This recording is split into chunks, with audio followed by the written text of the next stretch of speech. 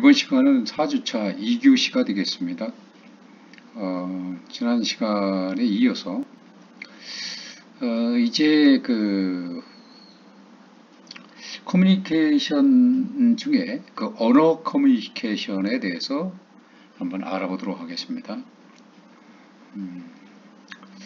강의 순서는 이제 언어가 무엇이냐라고 하는, 언어는 기호다라고 하는 그런 챕터하고, 또 언어 커뮤니케이션의 특성이라는 챕터, 두 가지 챕터를 해서 알아보도록 하겠습니다. 언어가 없는 이 커뮤니케이션이 존재할 수 있을까요? 앞서서도 얘기를 했듯이 언어라고 하는 것은 바로 커뮤니케이션의 근본이죠. 따라서 언어가 없는 이 커뮤니케이션은 상상할 수도 없는 거죠.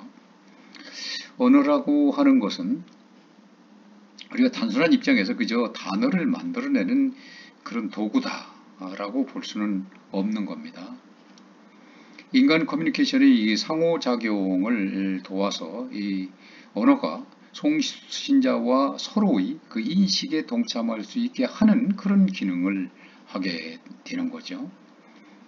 그래서 언어가 인간에게 중요한 그러한 것 중에 또 다른 이유가 바로 그런 어떤 사람과 사람 간의 생각의 그런 도구로서 사용된다는 것입니다. 모든 생각의 근원에는 바로 언어가 있다는 겁니다. 이 언어가 만약 없다면 이 생각을 표현할 수가 없는 거죠. 그리고 또 생각을 표현을 하면서 이 언어가 또한 다른 생각을 또 만들어내죠. 이러기 때문에 이러한 언어는 인간의 사이 인식에 커다란 영향을 줄 수밖에 없습니다. 인간은 언어로 바로 사유를 하게 되고, 이 언어로 또 판단을 하고, 언어로서 현실을 해석하는 거죠. 언어가 그만큼 중요한 것입니다. 단순한 그저 단어만 만드는 그런 도구가 아니라는 겁니다. 그래서 이 언어는 기호다라고 얘기를 했던 그 스위스의 언어학자 페르디난드 드 소시르가 그 주장을 했었죠. 바로 현대 언어학의 아버지다라고 이렇게 불리는 사람이 바로 페르디난드 드 소시르입니다. 그는 이 언어에 대해서 언어를 단순한 기호의 체계라고 이렇게 말했습니다. 기호의 체계다. 사인이라는 거죠. 기호라는 것은. 그래서 이 소음과 언어를 이제 구별하는 거죠. 소음.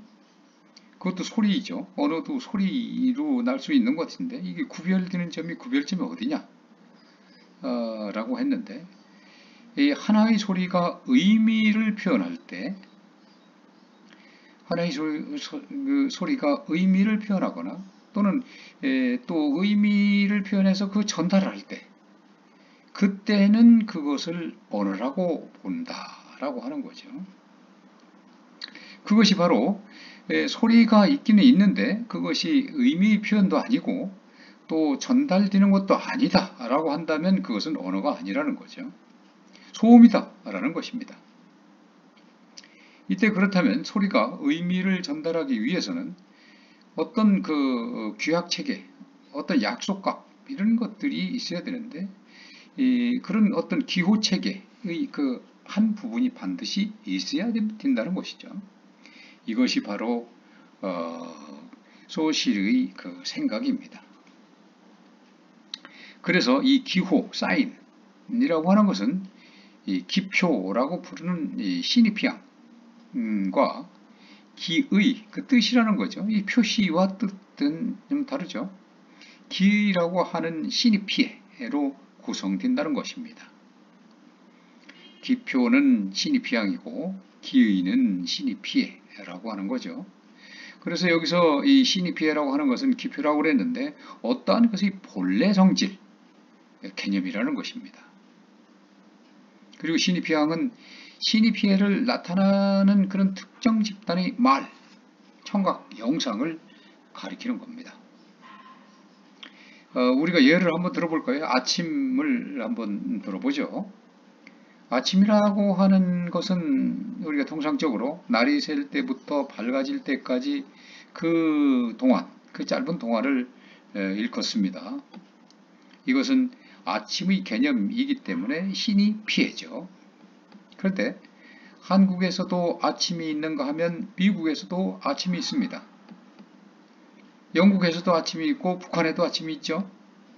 이 같은 아침의 개념을 놓고 영어권에서는 아침을 뭐라고 하냐면 morning이라고 말을 하죠. 한국에서는 아침이라고 합니다.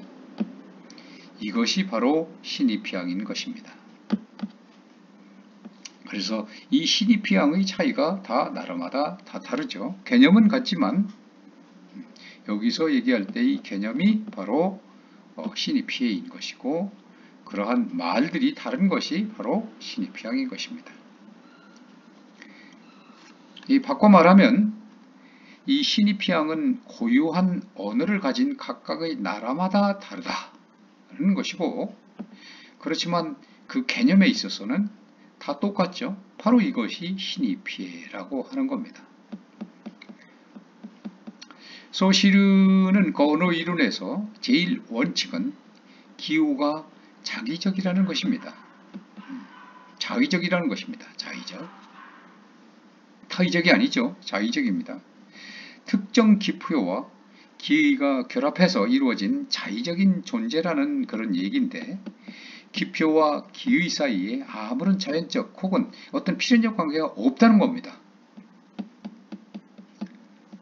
예를 들어서 날이 셀 때부터 밝아질 때까지 짧은 동안을 우리는 모닝이나 아침이라고 부르는 데 대해서는 아무런 자연적 혹은 필연적 관계가 없다는 거죠. 물론 의성어처럼 기호의 소리가 모방적 효과를 지니는 그런 예외적인 경우도 있습니다. 그러나 이것은 극히 드문 일이죠.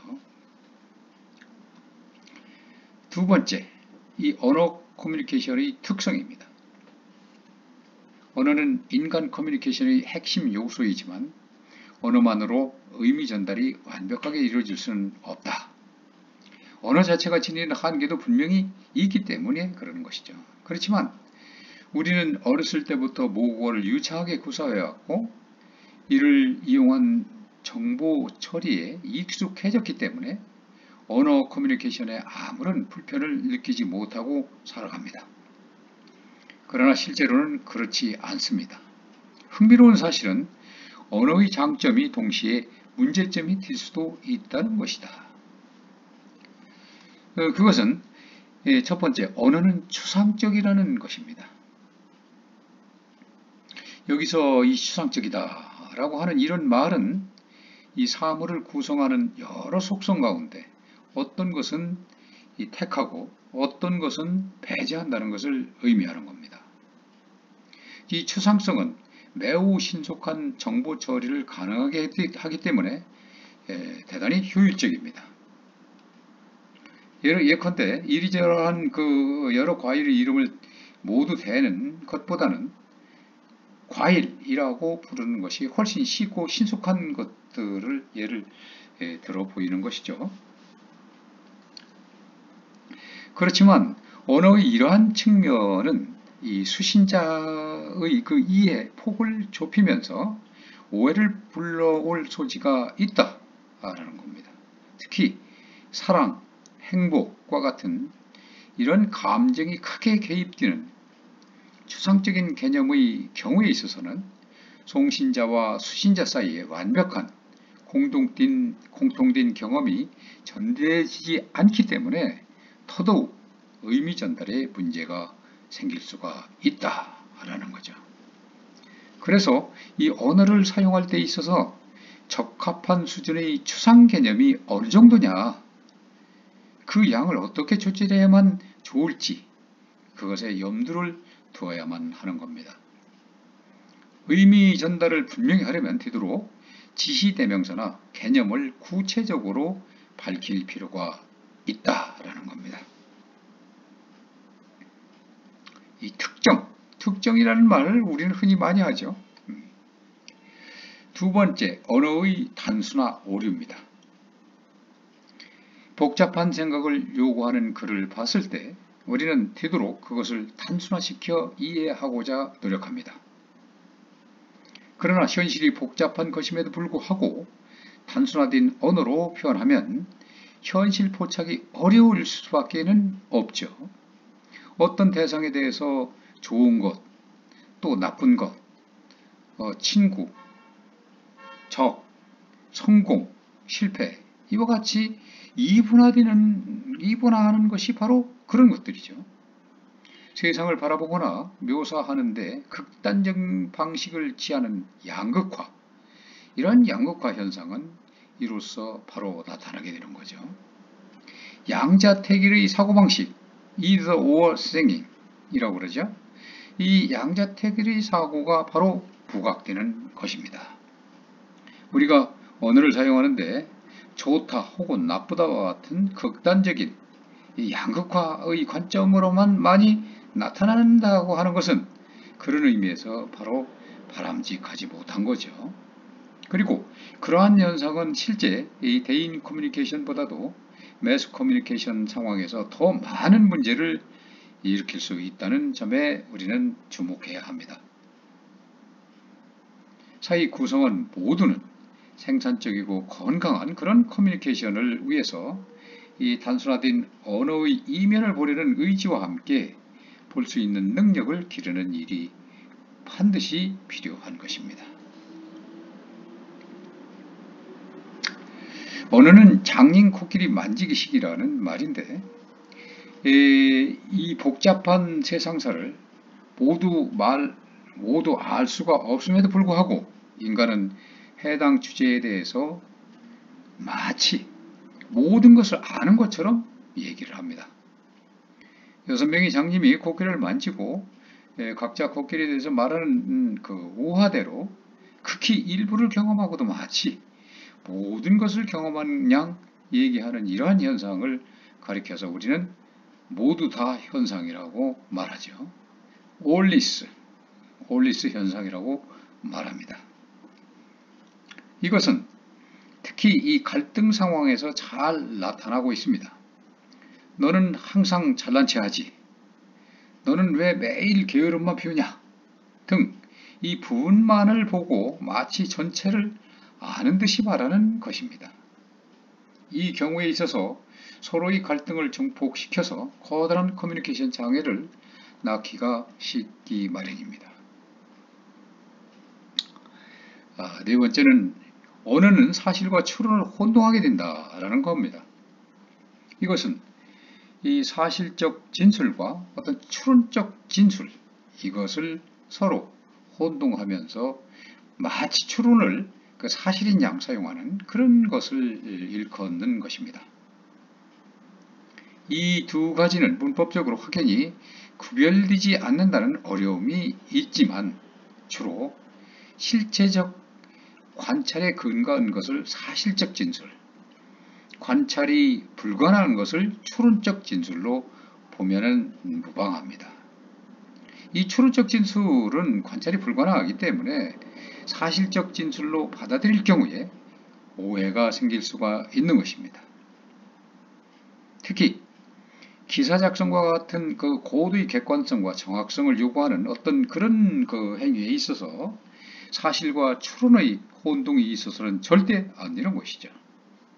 나아가 언어를 사용할 때 우리는 스스로 지닌 잣대를 동원해서 판단하는 경향이 있기 때문에 이 문제가 되기도 합니다. 키가 180cm 라고 말하는 대신 키가 너무 커 라고 말하는 식이 바로 그것입니다.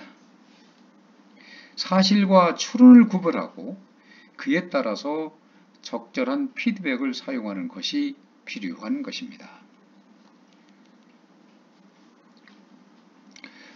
다섯 번째는 언어는 연상작용을 크게 만든다라는 겁니다. 이것은 사람이나 사물 혹은 사건을 그 자체로 대하는 것이 아니라 그들에 대해서 말해진 바, 이름 지어진 방식, 그대로 연상하려는 경향이 있다는 것을 뜻합니다. 바람직한 커뮤니케이션은 이와 반대로 대상을 실물 자체로 인식하라는 것입니다. 그래야 다른 부가적 요소 없이 메시지 자체가 우리에게 영향을 미칠 수 있기 때문이다. 그러나 우리에겐 유명 작가의 작품이 훨씬 가치 있게 보이고 인기 스타가 등장하는 광고가 더 그럴싸하게 느껴지는 것과 같이 이러한 경험이 많이 갖고 있는 것입니다. 그래서 이에 동반되는 이름값이 중요하게 인식되는 것입니다. 그렇지만 그럼에도 불구하고 분명히 기억해야 할 것은 이름이 중요한 것이 아니라 그 이름을 가진 사람이나 사물, 사건 그 자체가 중요하다는 사실을 잊어서는 안 됩니다. 여섯 번째, 언어는 고정적인 평가를 낳기 쉽다라는 겁니다. 이 사물이나 사람은 끊임없이 변화하게 마련이죠. 그럼에도 불구하고 우리들은 언어를 사용할 때 과거 시점, 그 과거 시점 그대로 묘사하기를 즐긴다는 겁니다. 이것이 바로 단점인 것이죠. 중학교 다닐 때 그런 학생이 있었다고 한다면 10여 년이 지난 지금 그 사람을 게으릅다고 묘사할 수는 없는 것인데도 종종 우리는 그러한 오류를 범하게 되는 것이 바로 우리 인간입니다. 언어를 이용한 커뮤니케이션에는 이와 같이 시제가 분명하게 나타나지 않는다는 그러한 문제점들이 인식되고 또 상대방의 말을 늘 새겨들을 필요가 있다는 것입니다. 일곱 번째는 언어에는 차별성이 모자라다라는 겁니다. 세상의 그 어떤 것도 독특하지 않은 것은 없습니다. 똑같은 것은 없는 거죠. 하지만 우리가 사용하는 언어는 그에 비해서 너무나 포괄적이라는 것입니다. 즉, 비차별성이 문제라는 얘기입니다. 이러한 비차별적 특성은 고정관념을 낳게 됩니다. 개인의 독특한 특성을 무시한 채 그야말로 개인이 속한 집단에 대해서 고정적인 인상을 형성한다는 것입니다. 이 또한 매우 심각한 커뮤니케이션 장애 요인이 될 수밖에 없다는 거죠. 이렇게 우리가 언어 커뮤니케이션에 대해서 알아봤는데 이번에는 비언어 커뮤니케이션에 대해서 알아보도록 하겠습니다. 순서는 이제 비언어의 유형과 특성을 살펴보고 또 다음으로 비언어의 기능에 대해서 살펴보도록 하겠습니다. 비언어는 언어가 아니라는 거죠. 이것은 어느 나라, 어느 국가, 어느 민족에도 서로가 통할 수 있는 그런 공통이죠. 언어의 장벽을 뛰어넘는 그러한 의사 전달이 가능한 겁니다. 우리는 흔히 이 커뮤니케이션이 곧 언어라고 일반적으로 단정짓는 경향이 이제 있는데 인간의 커뮤니케이션은 결국 언어만으로만 이루어지지는 않는 것입니다. 실제 비언어가 커뮤니케이션에서 차지하는 비중은 매우 높습니다. 엘버트 모라비언 같은 그런 학자는 이 비언어가 의미 전달의 93%를 차지한다. 이렇게까지도 말하고 있는 실정입니다. 레이 버드피스텔이라고 하는 학자는 표현 수단으로서 언어 대 비언어의 비율이 35대 65에 이른다. 이렇게 비언어가 훨씬 비율이 높다라고 주장을 하고 있습니다. 그러면 이와 같은 비언어에 대해서 그 유형과 특성은 어떤 것인가 하는 것을 살펴보도록 하겠습니다. 바로 이제 엘버트 모라비언이 이 커뮤니케이션 과정에서 비언어의 중요성을 강조한 학자인데요. 비언어의 유형으로는 어떤 것이 있느냐? 바로 몸짓과 표정 그리고 제스처와 같이 우리가 쉽게 떠올릴 수 있는 그것 말고도 음성의 어조, 톤이라든지 강약, 스트레스라든지 고저 이런 것들이 다 포함이 되는 것이죠. 학자에 따라서는 이 패션과 지위를 나타내는 심벌을 비롯해서 또 무용과 드라마, 음악과 마임에 이르기까지 또는 감정의 흐름에서부터 교통의 흐름까지 동물의 영토, 방의 행동으로부터 정치인의 외교, 의례에 이르기까지 모든 것을 비언어로 이렇게 파악을 하기도 합니다. 일반적으로 언어가 사실에 대한 정보를 전달하는데 어떤 효과적인 측면이 있는가 하면 비언어는 어떤 감정 그리고 느낌 이런 것들을 전달하는데 보다 효과적인 것으로 일반적으로 인식이 되고 있습니다. 그러면 구체적으로 살펴보죠. 첫 번째 이 신체 언어입니다. 소위 이제 바디 랭귀지라고 하는 거죠. 신체를 이용한 커뮤니케이션은 가장 원초적이죠. 그런 그 원초적인 인간 본능의 그 하나로서 나타나게 되는 것인데 바로 가장 중요한 비언어적인 행위인 것입니다. 자세와 몸짓 그리고 얼굴 표정, 제스처 이런 것 등이 신체가 만들어내는 그런 언어를 연구하는 학문 분야가 바로 따로 있을 정도로 그렇게 중요한 부분으로 인식되고 있습니다. 이를 키네식스라고 부릅니다. 그 가운데 얼굴 표정이라고 하는 것은 감정 상태를 표현하는데 아주 유용한 것이죠. 흥미로운 사실은 표정을 짓는 데 따라서 그와 관련된 감정이 느껴지기도 한다는 것입니다. 역설적인 것이죠. 어떤 감정이나 정서에 따라서 그에 따라서 표정이 나타나고 몸짓이 나타나는 것인데 거꾸로 어떤 표정이나 그것으로 해서 감정이 유발될 수 있다는 겁니다. 마음의 상태가 그렇게 조성될 수 있다는 것이죠. 소위 얘기하는 그 유명한 안면 피드백 가설이죠. 페이셜 피드백 가설입니다. 안면에 웃음을 띠면 물론 감정에 의해서 그 기쁨이나 즐거움이나 이런 것이 있으면 자연스레 얼굴에 미소가 띄어지는 것이지만 그러나 거꾸로 어떤 얼굴에 미소를 띄우고 인위적으로 자의적으로 이렇게 했을 때 그것이 정서나 감정에 혈류가 활발하게 동하게 되고 엔돌핀이 나타나게 되고 이로써 마음의 평안과 마음의 즐거움과 행복이 이루어질 수 있다라고 하는 것이 실험 결과로 나온 것이죠. 이것이 바로 페이셜 피드백 가설이죠. 안면 피드백 가설입니다. 그래서 이 가설에 따르면 사람들이 웃는 표정을 지을 땐 기분이 즐거워지지만 시무룩한 표정을 만든다라고 하면 바로 기분이 나빠지는 것을 경험하게 된다라고 하는 것이 연구 결과 밝혀진 것입니다. 어떤 얼굴 표정을 짓는가에 따라서 감정이 달라질 수 있다는 바로 그러한 얘기입니다. 두 번째, 외모, 의상, 장신구입니다. 얼굴이 생김새나 키가 크고 작은 정도, 그리고 살이 찌고 마른 정도, 통통한 정도, 그렇지 않은 정도, 이런 한 개인에 대한 첫인상에 많은 영향을 미치는 그런 비언어적인 요소입니다. 심리학에서는 이 타인과의 접촉 시에 인상 형성에서 처음 들어온 정보가 나중에 들어온 정보보다 더 큰 영향을 준다는 그런 초도 효과, 프라이머시 이펙트죠. 이 초도 효과를 강조를 하고 있습니다. 이게 첫인상이 가장 중요하다는 겁니다. 나중에 만나서 여러 가지 인상 들어오는 정보, 인상들은 별로 중요하지 않다. 오래 남지도 않는다라는 겁니다. 그런 의미에서 외모가 주는 이 첫인상은 매우 강력한 효과를 지니는 비언어죠.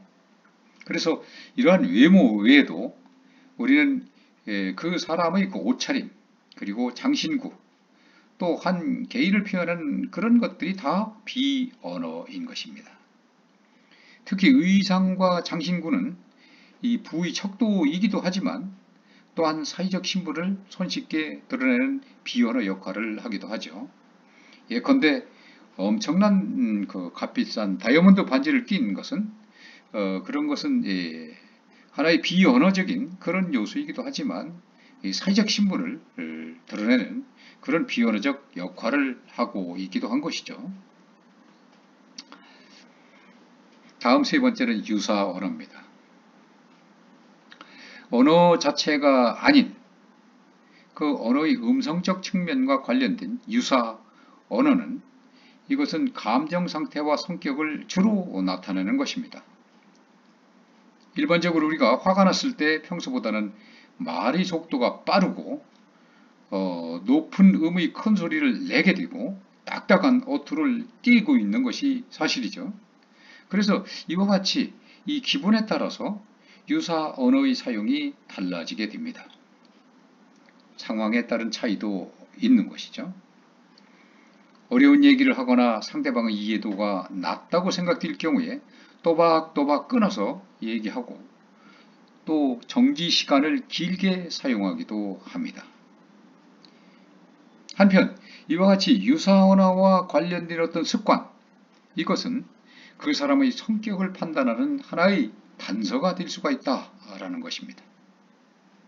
억양의 변화가 많고 빠르게 말하는 사람은 아주 정열적이고 외향적인 성격을 가진 사람으로 생각되면서 또 말이 느리고 억양이 일정한 사람은 신중한 사람으로 생각될 수 있습니다. 이처럼 유사 언어는 개인의 말하는 스타일과 관련되어서 이 커뮤니케이션 능력을 결정짓는 중요한 요소로도 작용합니다. 그렇기 때문에 공중연설 등 공식적인 스피치에서 매우 중요하게 다루는 부분이 바로 이 부분이 될 수가 있는 겁니다.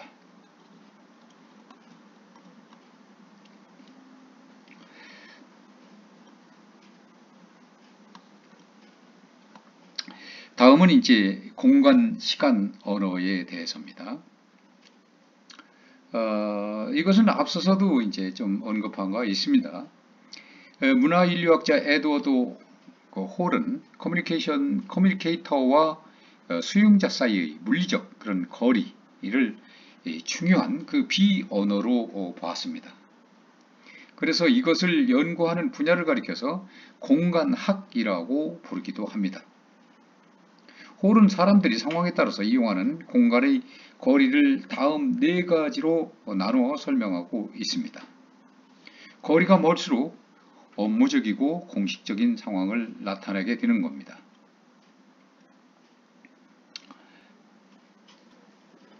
이 첫 번째, 이 친밀한 거리.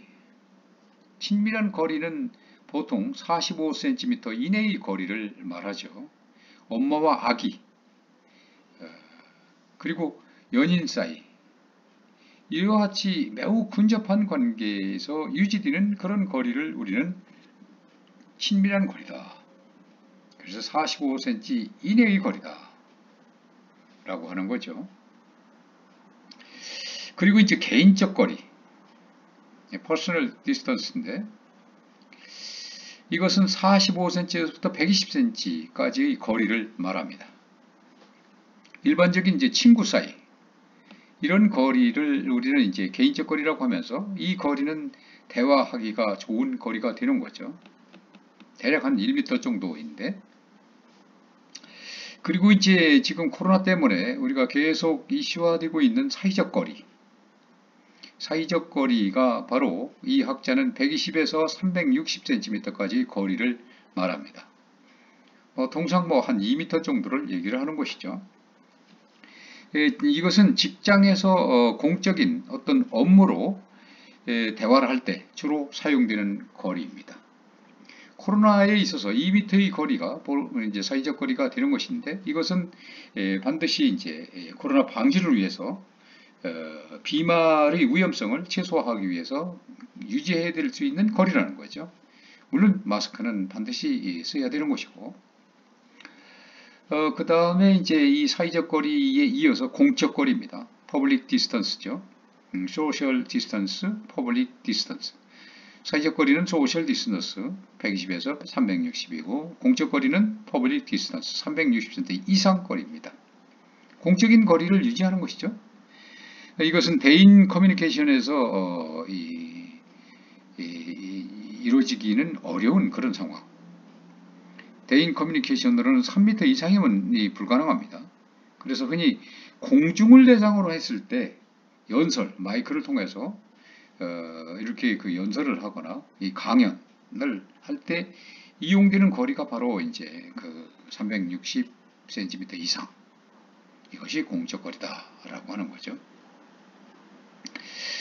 그래서 이 한편 이 시간의 그 사용도 비언어 커뮤니케이션 그 행위인데요. 약속 시간에 늦게 나타나거나 편지나 이메일 또 전화 연락에 즉각 반응하지 않고 시간이 흐르게 하는 것은 무언의 그 메시지를 전달하는 것이기도 합니다. 따라서 이것은 비언어 커뮤니케이션 행위라고 볼 수가 있는 것이죠. 다섯 번째는 이제 접촉 언어입니다. 신체를 접촉하는 행위, 이것 또한 중요한 커뮤니케이션의 수단이죠. 일반적으로 우리가 인간관계에서 이 접촉한다고 하는 것은 친밀감을 표시하는 것이죠.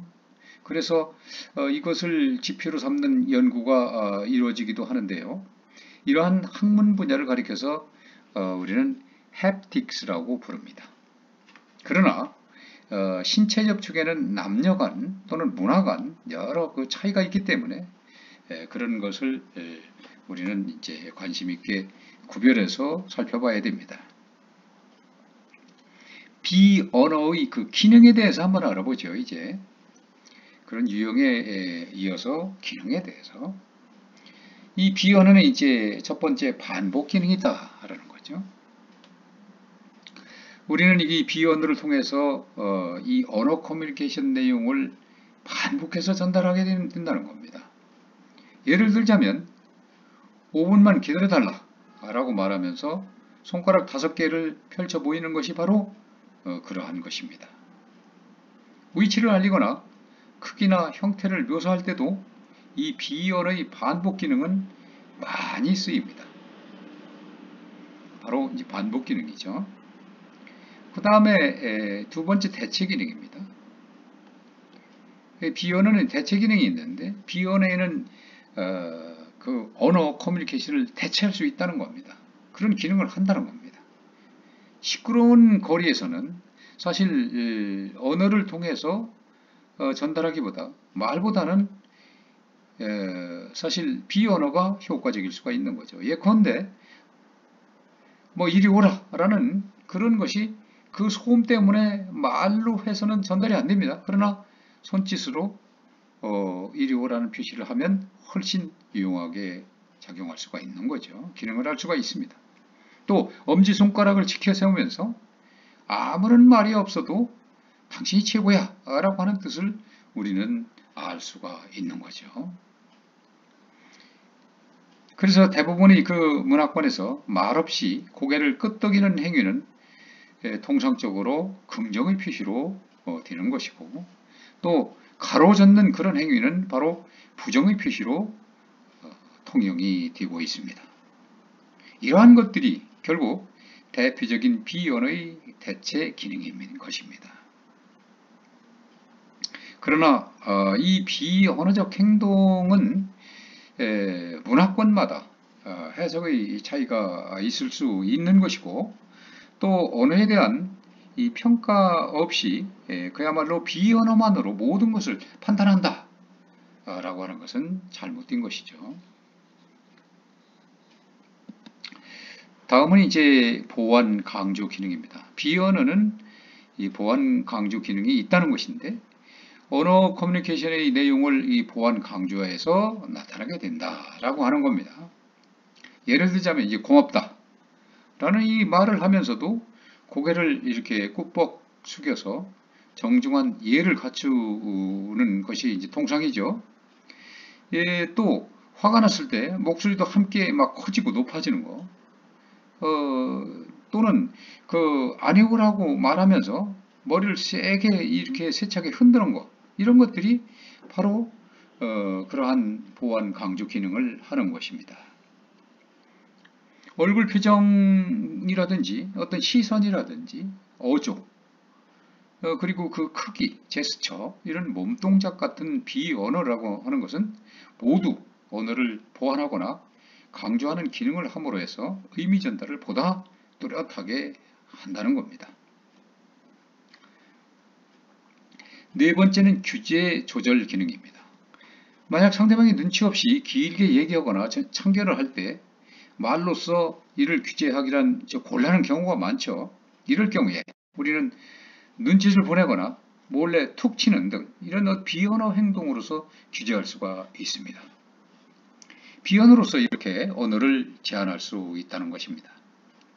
교실에서 시계를 보는 등 딴정을 피우는 학생의 행동 또한 바로 교사의 수업 진행을 규제하는 그러한 예가 될 수가 있죠.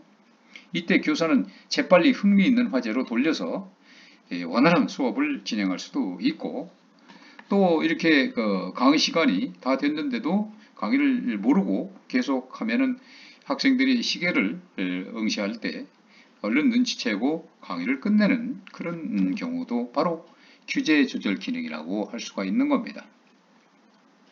또한 이제 마지막으로는 부정 기능이 있습니다. 비언어는 이 부정 기능이 있는데, 언어와 비언어는 일치하는 것이 일반적인 통상이지만 서로 다르게 전달되어서 혼란을 주는 경우도 있습니다. 흔히 언어로 표현되는 것이 본심이 아닐 때 이와 동반되는 이 비언어 메시지는 전혀 상반된 뜻으로 전달될 수가 있습니다. 이러한 상황에서 사람들은 그래서 본능적으로 비언어를 더 신뢰하게 됩니다. 즉, 비언어가 언어적 메시지를 부정하게 되는다는 것이다. 바로 언어의 비언어 메시지 사이에 상충이 일어나는 모순된 커뮤니케이션을 가리켜서 우리는 이중 구속, 더블 바인드라고 그러죠. 이중 구속이라고 합니다. 이 가족관계와 같이 오래 지속되는 밀접한 그런 인간관계 속에서 이중 구속을 많이 경험하는 것은 정신건강에 아주 나쁜 영향을 미치게 됩니다. 다음은 이제 대인관계, 그리고 커뮤니케이션이 진행이 되겠는데요. 이것은 이제 시간 관계상 다음 시간에 하도록 하겠습니다. 오늘 이 교시는 여기서 마치도록 하겠습니다. 여러분 수고했습니다.